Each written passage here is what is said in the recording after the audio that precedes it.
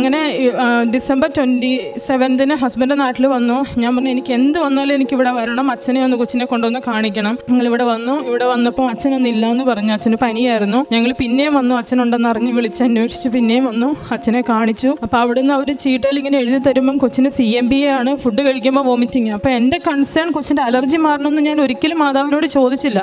ഞാനത് take care ചെയ്തോളാം, അവൾ വായ തുറന്ന് എന്തെങ്കിലും വന്ന് എൻ്റെ കയ്യിൽ നിന്ന് മേടിച്ചാൽ മതി എന്ന് മാത്രം ഞാൻ മാതാവിനോട് പറഞ്ഞുള്ളൂ. അപ്പോൾ അച്ഛൻ്റെ കയ്യിൽ എഴുതി കൊടുത്ത പേപ്പറിൽ CMBA എന്നും കണ്ടിന്യൂസ് വോമിറ്റിംഗ് ആണെന്നായിരുന്നു ഉണ്ടായിരുന്നത്.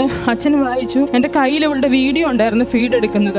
അപ്പോൾ എനിക്ക് പെട്ടെന്ന് ആ വീഡിയോ കാണിക്കാൻ എന്നെ ഇങ്ങനെ തോന്നിച്ചു. ഞാൻ അച്ഛൻ്റെ കയ്യിൽ ഇങ്ങനെ പിടിച്ചിട്ട് ഫോൺ ഓണാക്കി കാണിച്ചു. അച്ഛൻ ആ മാതാവിനെ കൊണ്ടുവന്ന വീഡിയോ കാണിച്ചു. അച്ഛൻ അവിടെ വന്ന് തൈലം ഫോണിൽ തൂത്ത് പ്രാർത്ഥിച്ചു. ഞാൻ ഇവിടുന്ന് പോകുന്ന വഴിക്ക് കൊച്ചനോട് പറഞ്ഞു അവൾക്ക് ഞാഞ്ഞ വേണമെന്ന് പറഞ്ഞു. തേങ്ങ കരിക്ക് മേടിച്ചു. അവളത് കഴിച്ചു ഇവിടുന്ന് പോയ വഴിക്ക്. ഇപ്പം ഈ നിമിഷം വരെ അവൾക്ക് ഒരു കുഴപ്പമില്ല. ഒരു നോർമൽ കുഞ്ഞ് ഫീഡ് ചെയ്യുന്ന പോലെ ഞാൻ ചെയ്യുന്നു.